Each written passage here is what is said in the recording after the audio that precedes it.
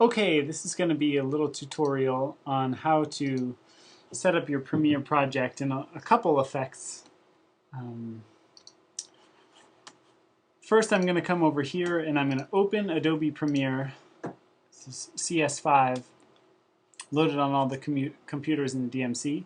While this is loading, I will point out that I already have my external hard drive connected, and that in my external drive I have the folder structure that I explained in the last little tutorial.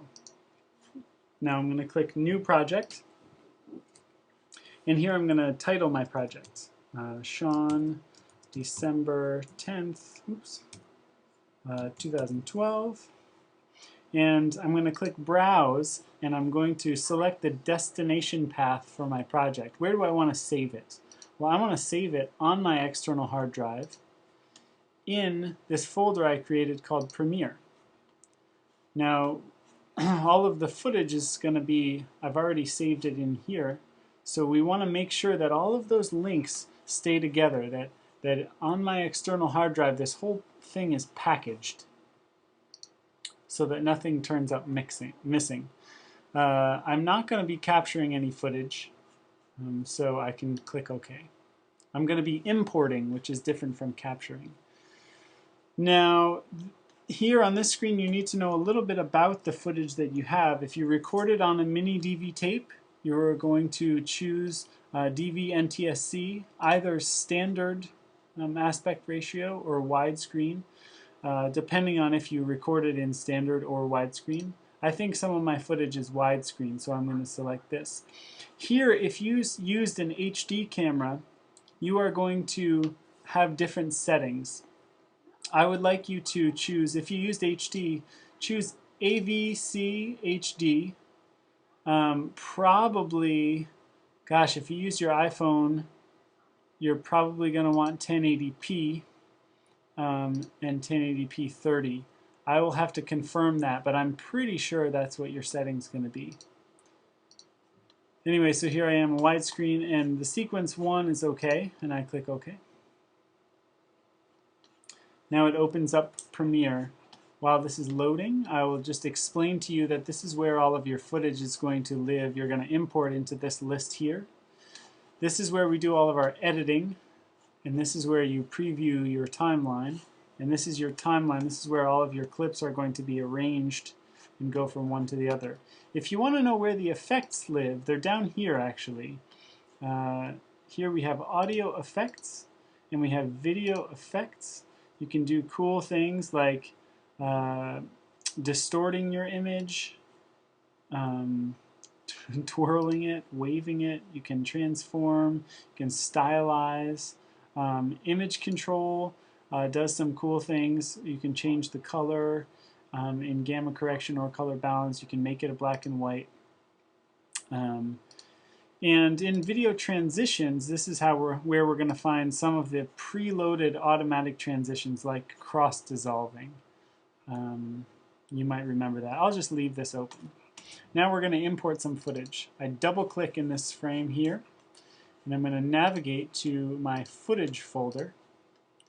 I'm going to click this swim video that I downloaded from YouTube. I'm also going to import some audio. I think I just saved it in the video folder because I'd like to rip the audio away from the video. Now I'm going to start out with the video. I'm going to double click this. That'll open it in my editor panel here. And I can scrub through. That's the term for grabbing the playhead and moving it through. Now I can see that this woman is swimming, sort of dancing in the water. The resolution is not very high, but that's okay with me. She does this cool twirl right here. So I'm going to set an in point by typing I on the keyboard. Use the space bar to start playing. And then I'm going to wait until she swims out of the frame here. And I'm going to hit the space bar to stop and type O. Now it sets brackets on either side of this here, and I'm going to just click and drag and hold my cursor down. I'm going to bring this here. That's my clip. Now I can use this key down here to zoom in to my clip here. And then I'm going to, why don't I pick another little clip I can scrub through. Oh, it's got this cool little light effect right here. I'm going to set an in point. I'm going to just look at the lights on the water. It's pretty cool, I think. See how long this goes. It's pretty cool. Alright, and then I'll stop that there and I'll type O. Now this is another clip. I'm going to bring this onto the video.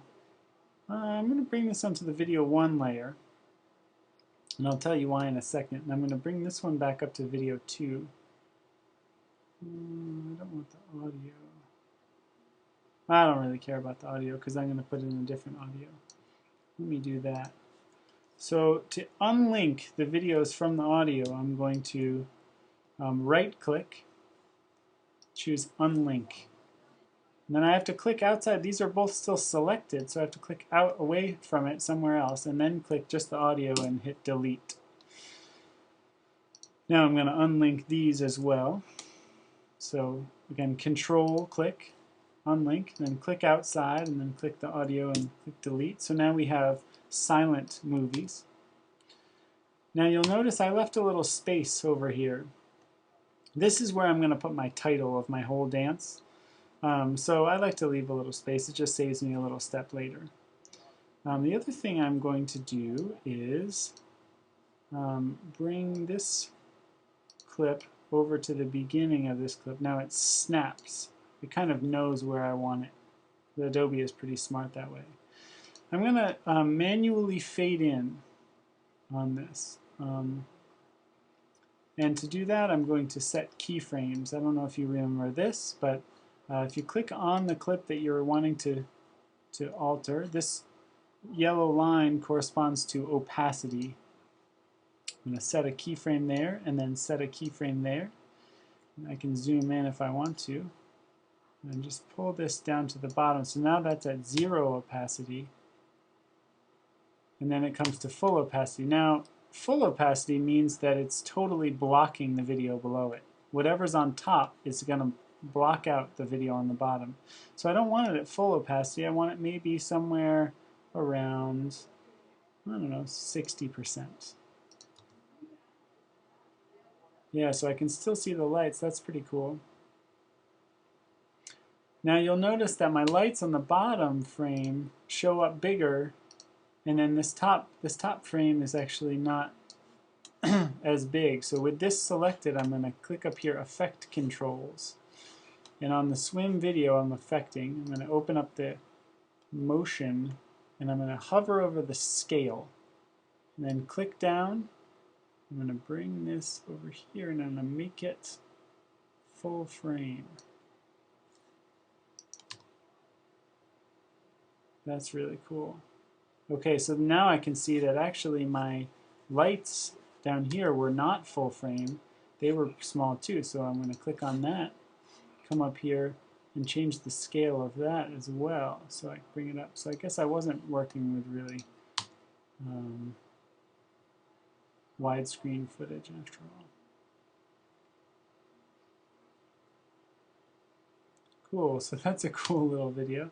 I'm going to manually fade out this swimmer woman because I can kind of see her foot leaving.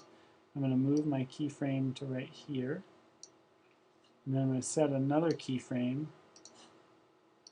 and fade that out. Hope that makes sense. We can watch that happen.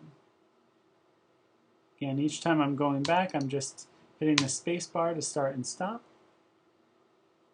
That's pretty cool. Let's grab another little video clip of her swimming. So I go back here. This is my original footage. This is the last place I took from. And let's grab like a little bit of her swimming up against the lights. This happens right there. That's pretty cool. So I'm going to back up, set an in point, watch her spin, come up, and then look at the lights. And then we're going to set an out point there, so I can bring this clip down. Ooh, it's pretty long. Now I'm going to fade this one in. I hope you remember how to do that manually. We can select that clip, which also has audio, remember. We can fade this out, or fade it in. So now we can watch that happen. You need to do kind of the same thing that we did before, right? So you need to come up here, change the size. That'll allow you to zoom in on certain things if you want. And then we're going to actually get rid of all that footage, that's okay, and set a little keyframe to fade it out.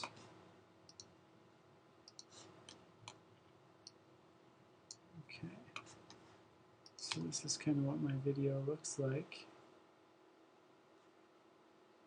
We get over here, it fades out, this one fades in. It's pretty cool. Oh, and we gotta move our opacity down to 60% on both sides there so that we can still see the lights. That's pretty cool. I like this. Then we're going to unlink, control click outside. We're going to take out the audio. Now, I want to put in the audio from this other clip, so we're going to double click that. This is someone dancing, but I'm really interested mostly in the audio. So I'm going to click in point on the audio, wherever it is that I want to set an out point. I'm going to bring this whole thing into a different layer. I'm going to unlink this, of course. We know how to do that. We're professional now. And then I'm going to actually delete the video. So now we have the audio here. The audio yellow line corresponds to volume. So we can set a keyframe here and a keyframe here, and we can slowly fade in our audio over a long time.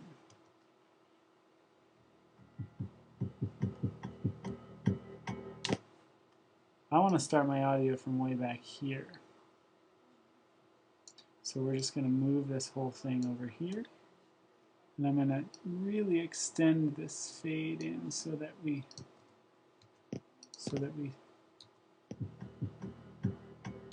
yeah, from the beginning. Let's see here.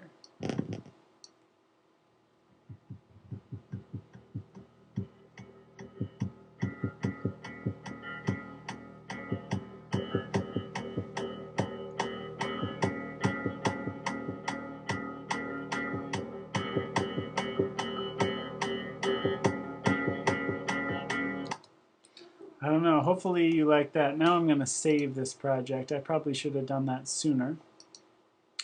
And it's going to save the same place where I saved my original one, so it's in, so it's there. Thanks for watching.